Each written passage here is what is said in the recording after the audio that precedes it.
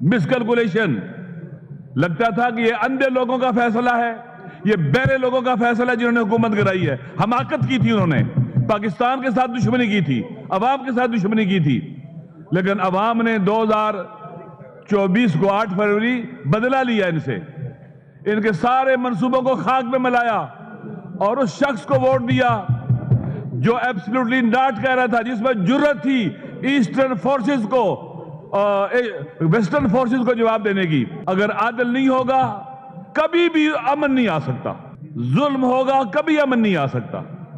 عادل اساس امن ہے. آپ جانتے ہیں کہ پہلے بھی جب دنیا پر 2 قطبی نظام آیا, ایسٹرن بلاک بنا جس کو سوویت یونین لیڈ کرتا تھا, ویسٹرن بلاک بنا جس کو امریکہ لیڈ کرتا تھا. 2 عالمی جنگوں کے بعد ہوا, کروڑوں انسان مارے گئے.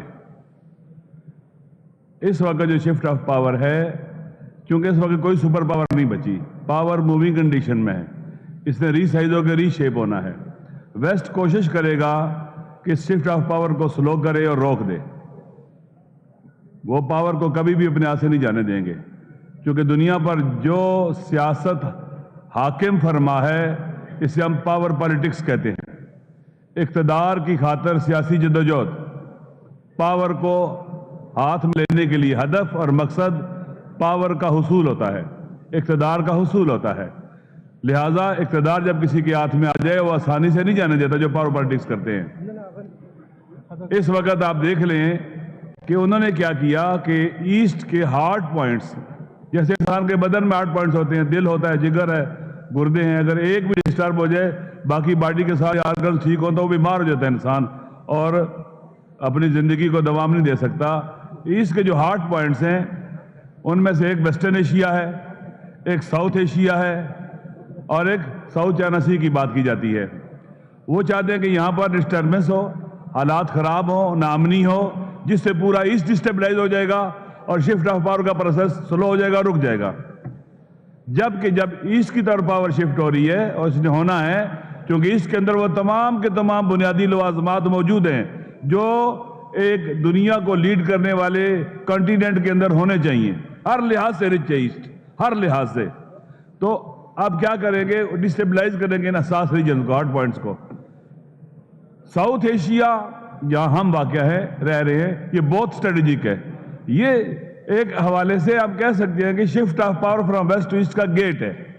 اس کو ڈسٹیبلائز کرنا, الجھانا اور پھر تباہ برباد کر دینا. پاکستان کا امن, ساؤتھ ایشیا کا امن پورے ایسٹ کا امن شمار ہوگا. ہمارے ایسٹ کی دشمن فورسز اور قوتیں چاہتی ہیں کہ یہاں پر حالات خراب ہو جائیں, ناامنی ہو, مشکلات ہوں, معاشی بحران ہو, سیاسی بحران ہو. ایک اور بات بھی ہے کہ عالمی جو اسٹیبلشمنٹ ہے ان کو تھرڈ ورلڈ کنٹریز کے اندر پاپولر پولیٹیکل لیڈرشپ برداشت نہیں ہوتی. اگر تاریخ کا مطالعہ کریں, ہمیشہ جو پاپولر پولیٹیکل لیڈرشپ ہوتی ہے یا اس کو فزیکلی اسیسینیٹ کرتے ہیں یا اس کی شخصیت کو خراب کرنے کی کوشش کرتے ہیں اور اس کی شخصیت کو قتل کرتے ہیں. یہ ایسا رہتا ہے, ان کا طریقہ کار ایسے ہے. وہ نہیں چاہتے کہ ایسٹ جو ان کی چراگاہ ہے یہ ان کے ہاتھ سے نکل جائے. اب ہماری کیا ذمہ داری ہے, جو ایشین قومیں ہیں اپنے ہاؤس کو نہ آرڈر کریں. یہاں کے ڈسپیوٹس ان کے فائدے میں ہیں, یہاں کے مشکلات ان کے فائدے میں ہیں. پاکستان کو بھی پرامن پاکستان بنائیں, پاکستان کو بھی اسٹیبل پاکستان بنائیں. یہ اپنی بھی خدمت ہے, ایسٹ کی بھی خدمت ہے. اور اس شفٹ آف پاور کے اندر جو ملک اپنا ہاؤس ان آرڈر کر لیں گے ان کا پاور میں حصہ زیادہ ہوگا, وإلا وہ irrelevant ہو جائیں گے. پاکستان کو irrelevant کیا جا رہا ہے. وہ قوتیں جو نہیں چاہتی کہ ایسٹ پاورفل ہو, پاکستان کو ویک کیا جا رہا ہے. یہاں پر جن لوگوں نے الیکشن لڑا, جیتا, پہلے تمام کے تمام وہ لوازمات مہیا کیے, ان کی مس کیلکولیشن تھی کہ وہ سمجھتے تھے کہ اس حکومت کو ہم گرا دیں گے, دے لوگ لے آئیں گے, پھر ہم الیکشن کرائیں گے اور یہ ہار جائیں گے. مس کیلکولیشن. لگتا تھا کہ یہ اندھے لوگوں کا فیصلہ ہے, یہ بہرے لوگوں کا فیصلہ ہے جنہوں نے حکومت گرائی ہے. حماقت کی تھی انہوں نے, پاکستان کے ساتھ دشمنی کی تھی, عوام کے ساتھ دشمنی کی تھی, لیکن عوام نے 2024 کو 8 فروری بدلہ لیا ان سے, ان کے سارے منصوبوں کو خاک میں ملایا اور اس شخص کو ووٹ دیا جو ایبسلوٹلی ناٹ کہہ رہا تھا, جس میں جرت تھی ایسٹرن فورسز کو ویسٹرن فورسز کو جواب دینے کی, جو سمجھتا تھا کہ دنیا میں کیا ہونے جا رہا ہے اور کیا ہو رہا ہے اور ہمیں کیا کرنا ہے.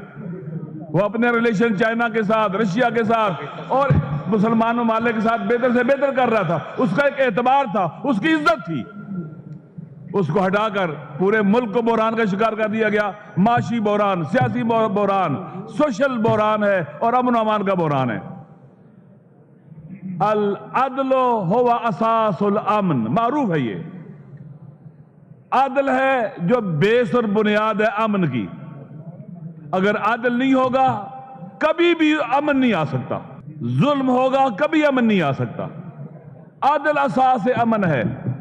خداوند متعال نے بھی قرآن میں کہا ہے کہ ہم نے اس لیے انبیاء بھیجے, کتابیں نازل کی, ان کے ساتھ میزان حق و باطل بھیجا, لیقوم الناس بالقسط, تاکہ معاشرے میں عدل و انصاف ہو. عدل ہو, عدل ہوگا تو امن ہوگا, عدل ہوگا تو رول آف لا ہوگا, عدل ہوگا تو اصولوں کے مطابق چلا جائے گا, عدل ہوگا تو لوگوں کو ترقی ملے گی, امن و امان ملے گا, معاشرے کا اعتماد ریاست پر ہوگا, اداروں پر ہوگا. اگر عدل نہیں ہوگا تو سب اپنا اعتماد کھو بیٹھیں گے. اس وقت صورتحال یہی ہے. آپ سمجھتے ہیں کہ جنہوں نے ظلم کیا ہے, جو عدل کے قاتل ہیں, وہ امن لائیں گے؟ کبھی نہیں لا سکتے وہ. یہ ساری تباہی و بربادی وطن کے اندر بلوچستان سے لے کر جی بی تک یہ انہی کی وجہ سے ہے, جو رول آف لا کو پاؤں تلے رونتے ہیں, جن کے نزدیک آئین کی کوئی حیثیت ہی نہیں ہے. ابھی جو آئینی ترمیم کی ہے انہوں نے اسلام آباد کے اندر, دیکھا آپ نے, آئین کا قتل کیا ہے. آپ دیکھیں جب سے یہ لوگ آئے عوام کے حق کے لیے کوئی کام نہیں کر رہے. یہ جھوٹ بولتے ہیں کہ ہم امن لانا چاہتے ہیں, ہم معاشی حالات کو بہتر کرنا چاہتے ہیں. ان کا کیا درا سب کے سامنے ہے. لہذا ہمیں توقع ہی نہیں ہے. مختصر کرے جی. یہ بعض اوقات انسان اچھے نعرے لگاتا ہے, عناوین اچھے رکھتا ہے, لیکن مقصد اس کا بڑا خطرناک ہوتا ہے. جیسے کہ ویسٹ کیا کہتا ہے, ڈیموکریسی کی بات کرتا ہے, جمہوریت کے نام پر جمہوریت کا قتل کرتے ہیں. ہیومن رائٹس کی بات کرتے ہیں, ہیومن رائٹس کے نام پر ہیومن رائٹس کا قتل کرتے ہیں. آپ دیکھ لیں غزہ میں کیا ہو رہا ہے, کون سی جمہوریت, کون سا ہیومن رائٹس, کون سے خواتین کے رائٹس, سب کچھ تباہ برباد ہو رہا ہے. کون کر رہا ہے؟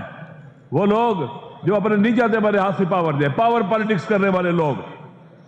ہمارے حکمران جو موجودہ حکمران ہیں, جن کے پاس ابھی پاور ہے, ہم سوچ بھی نہیں سکتے کہ یہ معاشرے میں عدل و انصاف لے کے آئیں گے. عدل کی بنیادی ضرورت کیا ہے؟ نمبر 1 کہ ان کو حالات کا درست پتہ ہو, ادراک ہو کہ حالات کیا ہیں, ان کے اندر علم و بردباری ہو. علامہ صاحب مختصر کریں. ختم کرتا ہوں. ان کے اندر علم و بردباری ہو, اور اسی طرح سے یہ جانتے ہو کہ علاج کا, بیماری کا علاج اور معالجہ کیا ہے. اب آپ پارلیمنٹ کو ریلیونٹ کر دے, صوبوں کو ریلیونٹ کر دے, ہر چیز کو ریلیونٹ کر دے, تو آپ امن لے کے آ جائیں گے؟ ناممکن ہے, نہیں آ سکتا. لہذا یہ جو آئینی ترمیم بھی ہوئی ہے, اس کو بھی ہم ریجیکٹ کرتے ہیں. یہ ظلم ہوا ہے پاکستان اور پاکستان کے عوام کے ساتھ, اور کسی کو بھی عوام کے حوالے سے کوئی ریلیف نہیں دیا گیا ہے. اسی بنیاد کے اوپر جیسے محمود خان جگدئی صاحب نے آج پارلیمنٹ میں اعلان کیا ہے, ہم سارے آج رات بھی اور ہمیشہ انشاءاللہ پروگرام آگے آتا رہے گا, ہم باقاعدہ احتجاج کریں گے اس کے خلاف. جمعے والے دن آج رات جو انہوں نے کہا کہ ابیب جالب کے جو اشعار ہیں, علامہ صاحب ایجنڈا امن کا ہے, کو میں نہیں مانتا, میں نہیں جانتا. اور دوسری بات, جمعہ جو آنے والا ہے, مساجد میں جمعہ پڑھنے کے بعد سب لوگ اپنی مساجد کے باہر احتجاج کریں گے اور ظلم کے خلاف فریاد بلند کریں گے. علامہ صاحب ایجنڈا امن کا ہے یہ. چلو ٹھیک ہے, تھینک یو ویری مچ, بڑی مہربانی, تھینک یو ویری مچ.